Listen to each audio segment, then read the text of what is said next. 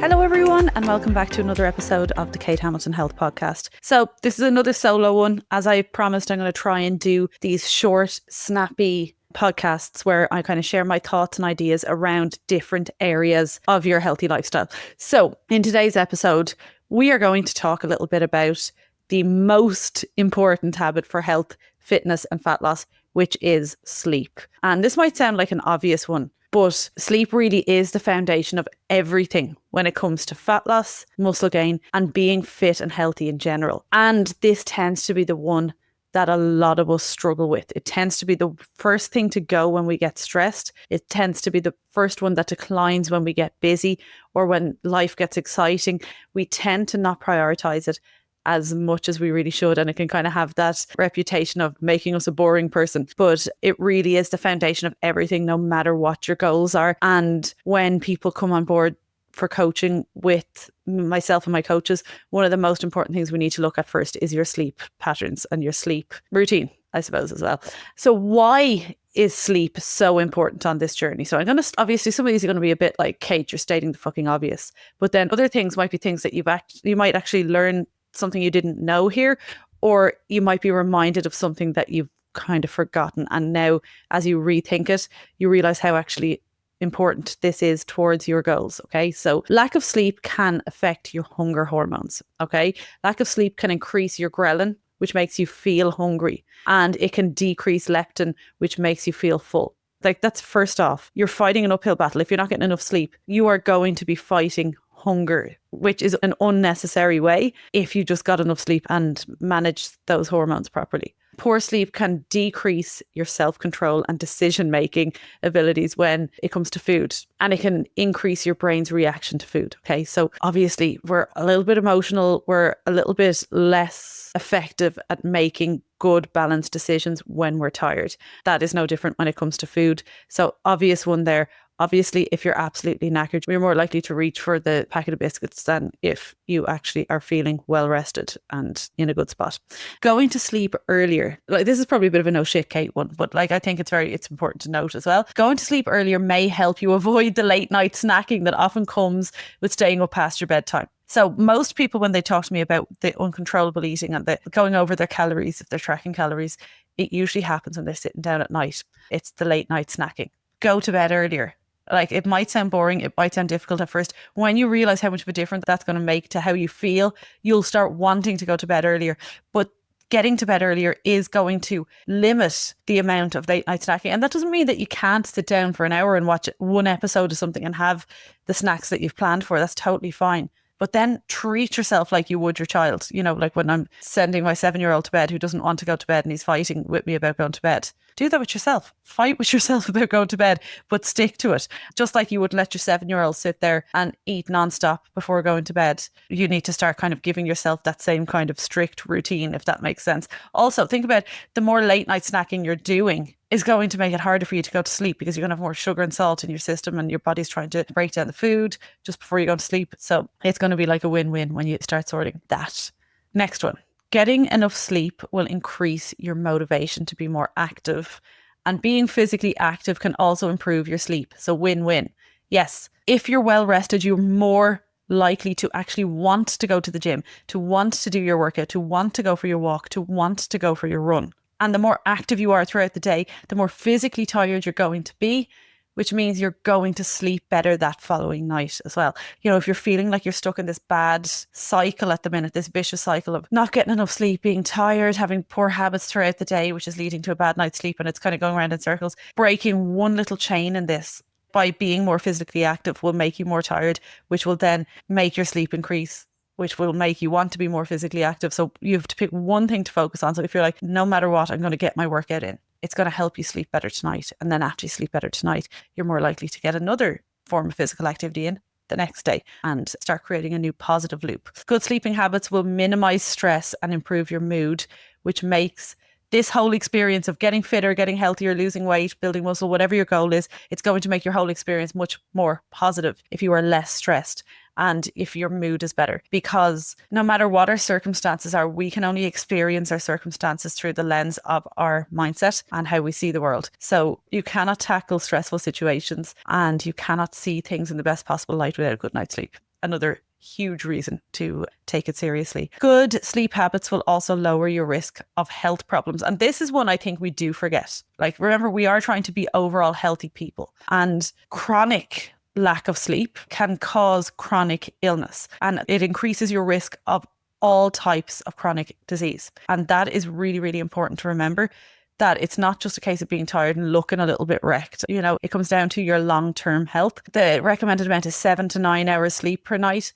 You don't want to be getting less than 7 hours sleep over long periods of time. Now, that doesn't mean you need to panic if you can't, you know, if you have a few nights here and there where it's 5 or 6 hours sleep, you know, you'll survive. It's not going to kill you immediately, but you do, over the long term, you want to be averaging, like, I don't get 9 hours sleep ever. My body actually won't even sleep 8 hours very often, only if I'm, you know, maybe if I'm fighting something, or if, you know, I'm exhausted from a particularly stressful period. But in general, my body will wake me at about between 7 and 7.5 hours. And that is the amount of sleep my body needs. But even if you think that you survive well on less than 7 hours, your body needs 7 hours. And it might take time for your body to adjust over time to having that more sleep. But as you allow it and you put all these other things around it in place, you will see how your body naturally falls into the routine of the amount of sleep that it needs. And you'll get tired at the same time every day. You'll wake up at the same time-ish every day. And maybe some of you are already in that position. But this myth of needing less sleep as we get older, it's not a myth. We don't need as much sleep as we get older, but we still need 7. So it just means when we're younger, we probably need 9. You know what I mean? So 9, 8, 7. And, you know, person to person, it can differ a little bit, but really we want to be getting as close to 7 as we can. If you feel like you feel good on less, try having more. And then you might be like, oh my God, have I been missing out on this level of feeling amazingness? You might actually just be surviving rather than thriving. So definitely worth giving it a good go.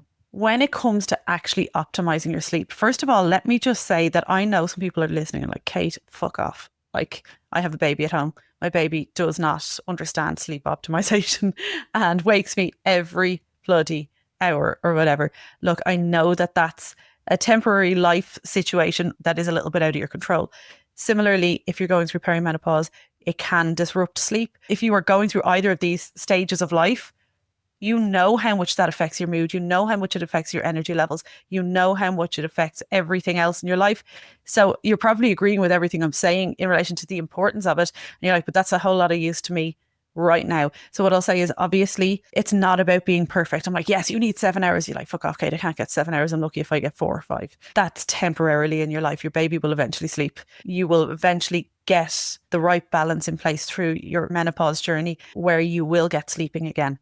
In the meantime, while you're navigating these challenging stages of your life, it's just about sleep optimization, putting a good routine around your existing sleep. If you're a bit like me, your kids are a bit older, you don't really have any excuse. You just might be a little bit lazy getting off the couch on time to go to bed, like myself, or you're busy doing shit and then you're like, oh my God, I need to go to bed. And then you're so wound up you can't sleep because you've been doing stuff. So if you're more like myself and you're like, now at this stage of my life, I should be prioritizing my sleep. Like, I don't have babies anymore. They're not my excuse anymore. I'm not yet in perimenopause. I'm not having hormonal changes that are waking me in the night or hot flushes or anything like that yet. So I'm like, right, well, maybe this is the time that I really should have a healthy sleep routine. And then as I navigate towards perimenopause, I will deal with it as I get there and I will optimize as best I can in that situation. So I'm not talking about being perfect. You yourself will know what stage you're at and whether this is something that you can really nail or whether it's something you need to just put the routines in place to optimize and manage what you can. Okay. And that's really, really important. Okay. So I'm just going to talk through some of these. So the first thing is set an up time midweek and stick to it. No snooze button. So this is hugely important. If you give yourself one rule around this, do not press snooze. Use that Mel Robbins 5-second rule. 5, 4, 3, 2, 1, up and out of bed. Okay. Put your phone at the far end of the room. That'll make you get up and out of bed. Your morning routine is actually far more important than your nighttime routine. So stick to it no matter how crap your sleep was. And this is something that I learned. I listened to a podcast a couple of years ago on a sleep expert. I can't remember where I listened to that podcast and who it was that was speaking, but it was a fantastic podcast. And anytime I listen to a really good podcast now, I always save it because I regret that I cannot find this podcast. But it was a sleep expert speaking on sleep, and she spoke about how your morning routine is more important than our nighttime routine when it comes to sleep. We always think about preparing for bed is so important, which it is, but your morning is actually more important. This does not mean we need to create some crazy fucking morning routine where we have to, go and have an ice bath and we have to meditate for 20 minutes and then we have to list 20 million things that we're grateful for. That's not what I'm talking about when I mean morning routine. When I mean morning routine, I mean that your phone is over the other side of the room with the alarm set. When your alarm goes off, you can't press snooze because you have to physically get out of the bed to turn off the alarm. In order to get out of bed, you go 5, 4, 3, 2, 1, up, go. Okay, no matter how shit you feel, do not get back into bed. Okay, those extra 10 minutes snooze will make no difference. So this is just hard initially, and then you'll be more tired for bedtime the following night. If you're consistent, you'll actually fall into a good routine, and it'll all balance out. So you might be tired the first morning or two, but then it's going to train your body to be tired at bedtime. So don't drag out that getting up in the morning. And once you get moving, you'll wake up and you'll feel better. No screens in the bedroom. This is an obvious one. Okay. So obviously with the blue light, it's leading your brain to think that it's still daytime when you're trying to tell your brain it's time to go to sleep and, secrete the correct hormones for us to actually be able to go to sleep. Okay. So like no scrolling as well, no screens, all of that gets done downstairs. So as soon as you enter your bedroom, think of it as your sacred space. And especially when it comes to social media, I really want you to think about your bedroom being your private space, your safe haven away from the world. If you open your phone and you are looking at all these people all over the world, you're letting the whole world into your sacred space. And you need to protect that because although you may think it's enjoyable, it's a stressor to our nervous system. We need switch off from the outside world. It's really, really important. So make that boundary for yourself and it will be the best thing that you ever do for yourself. It doesn't mean you're giving up social media. You're just giving up social media in bed. Same thing in the morning. Do not get on your phone in the bed in the morning. Make a new place in your house to do it. Like make yourself a coffee and sit down on your armchair by yourself. If you really enjoy scrolling, that's fine. And you want to get up early and do it before your kids are up and you want to sit in a chair overlooking the sunrise or whatever you want to do and you want to have to catch up on bits on your phone, but don't do it in your bedroom. Like if I ask you of one thing, I feel like I've already asked you of one thing. If I ask you of another thing, it's this, okay? When you're heading to bed, set your alarm and leave your phone the other side of the bedroom. It's such a good hack because not only like if you leave your bed beside your bedside locker or on your bedside locker, you'll keep reaching for it. And before you know it, you'll be on Instagram or Facebook or whatever. You'll find as you leave it over the other side of the bedroom, you will reach for it and it won't be there. You'll eventually lose that habit. Like obviously if you can leave your phone downstairs, do, but I know a lot of us use it for our alarms. So set your alarm on your phone, leave it the other side of the room. It also helps with that 5, 4, 3, 2, 1 out of bed in the morning. You have to turn off the alarm and you do not get back into bed. Then when it comes to bedtime, pick a bedtime and stick to it no matter how exciting your Netflix program is. And I know that's hard. One episode, okay? And try to stick to this bedtime. Really do. So like just say you're like, okay, 10:30 p.m. midweek is my bedtime. I go to bed at that time. I get to sit down. I watch an episode of something from 9:30 to 10:30. I turn off the TV and I go to bed.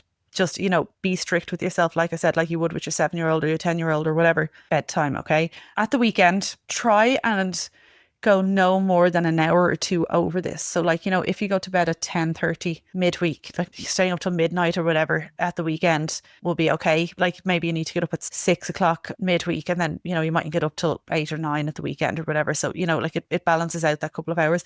But what you don't want to be doing is staying up till 3 or 4 a.m. just binge watching shit and messing with your circadian rhythm, with the routine that you've worked so hard to build by fucking it up every weekend. Now it's different if you're going to someone's wedding and you're up till 4 o'clock in the morning. Like, that's you're not doing that every weekend. If you are going out every weekend till 4 a.m., it's probably going to be difficult to set a good sleep routine. But I know most people listening to this are probably past that stage. If you're like myself, I couldn't tell you the last time I stayed up till 4 a.m. But in general, like it's quite easy for most of us with kids or even with older kids or grown-up kids. We live quite a settled routine, and even if we are out with friends at the weekend, we're usually home kind of a relatively decent hours. So just trying to keep some sort of routine in place and not just staying up for the sake of it when you could just go to bed.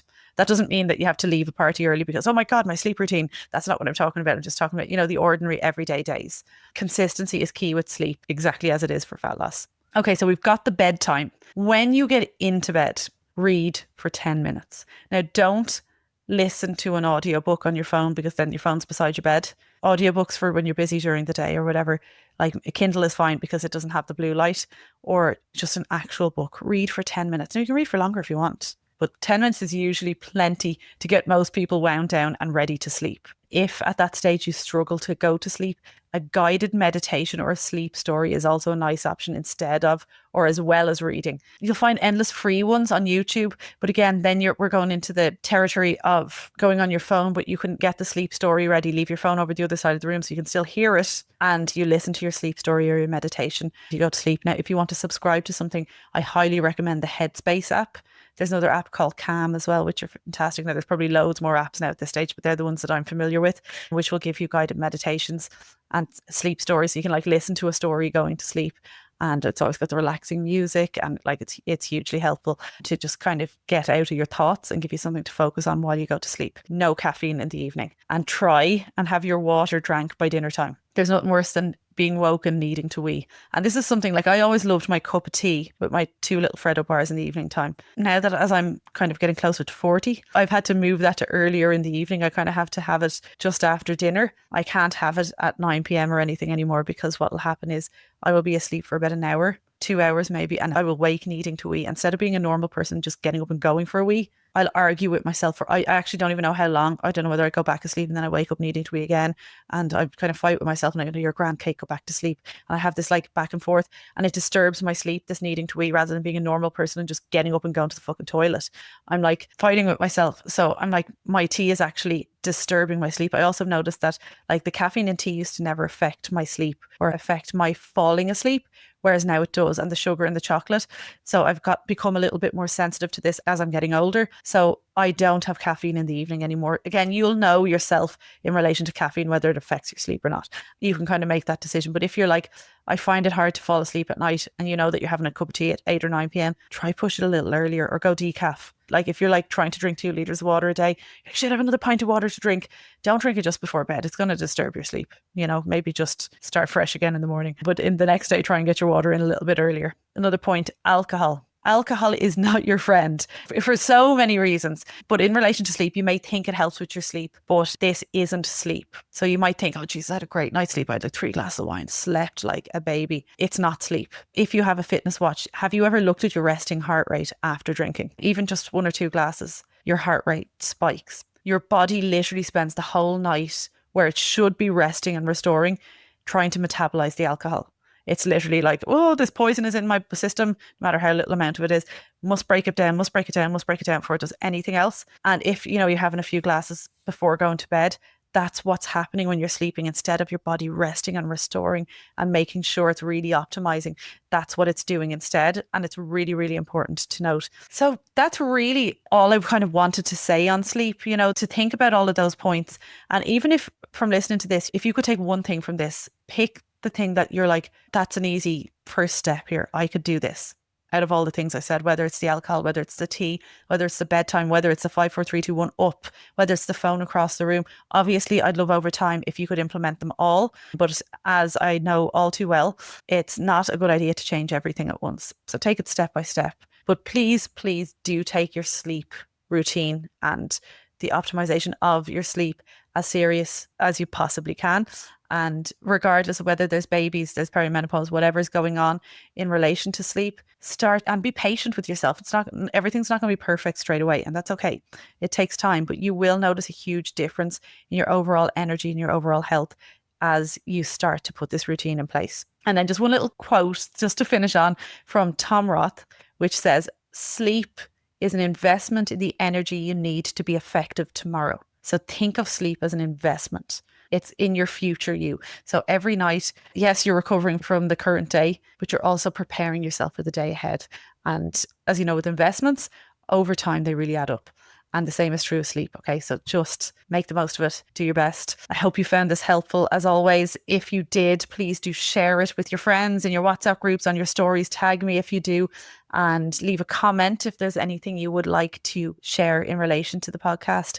And obviously make sure you're subscribed so that you don't miss the next episode. And I really, really genuinely appreciate every single person who listens to this podcast and listens to my rambles. And I look forward to chatting to you all the next day.